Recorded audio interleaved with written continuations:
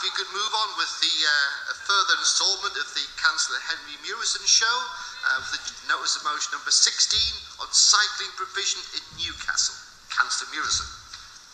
Thank you, Lord Mayor. I expect there to be, and I appreciate the amendments from the other side, though I'll explain why I don't feel I can accept it, but I do appreciate the fact that there seems to be a lot of agreement on both sides on this issue, and I will, as we have suspended standing orders, be unusually brief, at least for myself. I think that in terms of cycling in this city, I'm glad you enjoyed that, Tom. In terms of cycling in this city, I am absolutely committed, as I hope all other councillors are, to trying to do more to achieve what we all want, which is to allow people who want to, or maybe don't currently do, to choose to cycle and enjoy doing so and make it part of their everyday life. I was asked to sign the main sort of the motion as it currently stands, essentially, as many others were, as part of the cycling campaign that has spoken to many of us and their work in the run-up to the local elections. And I know many others of both parties chose to do so, and that was a very positive step that many of us have taken on that particular issue. I think what I wanted to sort of say really is that since the election, Councillor Todd, who is the relevant Deputy Cabinet member, has been working very hard to develop a positive and engaged relationship with the cycling community, which I know that under the previous administration, not just the relevant member of the cycling forum, but also the executive member sought to have. And I certainly believe that those are the types of relationships we will be trying to continue under the new administration. And obviously the leader, along with a number of the rest of us in the Cabinet, along with Councillor Taylor, took part in the Cycling Chiefs Challenge, along with a number of other senior officers, and those that didn't turn up, obviously their names were taken down, so there'll be retribution at a later date. What I would say is that if you take the culture of our city, I think we do have many of the elements which would allow us to meet the test of genuinely being a city where cycling is not only something that people aspire to do, but something they regularly choose to do, but something which is viewed as almost being a social norm of behaviour. After the elections, there was a piece which I participated in, which an excellent piece of local regional BBC journalism, which obviously I joined Councillor Burke as a large fan of the output that our regional public service broadcaster does produce at the BBC down in the west end of the city. And they talked about what it was like in Amsterdam compared with what it's like in the city. And I think that the journalists and the people who participate in that piece made some very good points, actually, which I was sort of kind of took on about just the difference between a city like that. And there are examples in this country, and I used to live in Cambridge, and there you see a very different culture in terms of how cycling is perceived. And I do think that we need to bring a lot of those elements into how Newcastle works, particularly how the transport infrastructure of this city is put together. And I would also want to quickly pay tribute that in the last few months, obviously the funding that has been bid for by Tyne and Wear around this area has focused very strongly on cycling, around what we're going to be doing across Tyne and Wear, particularly around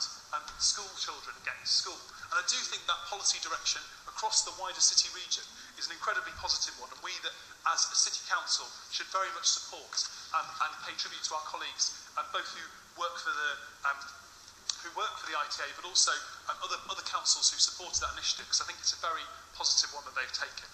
In terms of the amendment, I did want in many ways to accept it, but the sort of the original kind of community campaign text, which they submitted to many of us and many of us signed, has been slightly changed in the substantive top half of the amendment. And I sort of feel kind of procedurally, although it's a sort of very kind of a slightly kind of geeky reason, that actually if we've been asked by outside people to bring motions to council, that I don't particularly feel I can accept an amendment which would change their wording. So I hope members on the other side don't take from that any lack of goodwill, and I certainly agree with them, particularly around the sentiment that we need to support the cycling forum in terms of bringing forward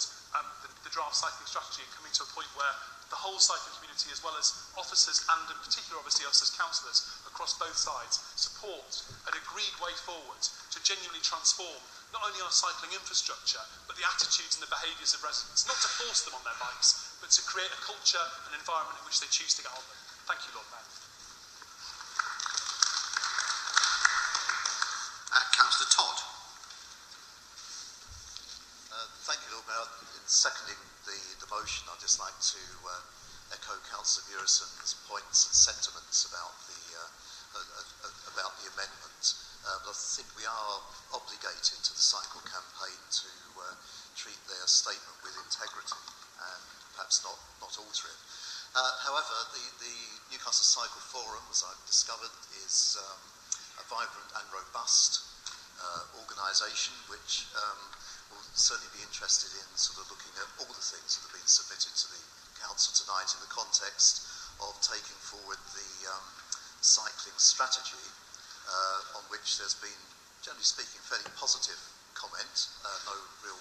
great fundamental objections apart from an issue over whether children should be made to wear cycling helmets or not, which we're hoping to resolve with the individual concerned. Over the autumn, that document will be action planned where that needs to happen, so that hopefully by the end of this calendar year or early into next year, we'll be able to bring it forward to the whole City Council for endorsement. In the meantime, we're happy to work with all cycling interests and get to know some of them who we know less well,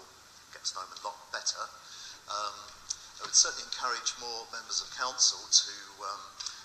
take up bike riding. I've just discovered that my chief challenge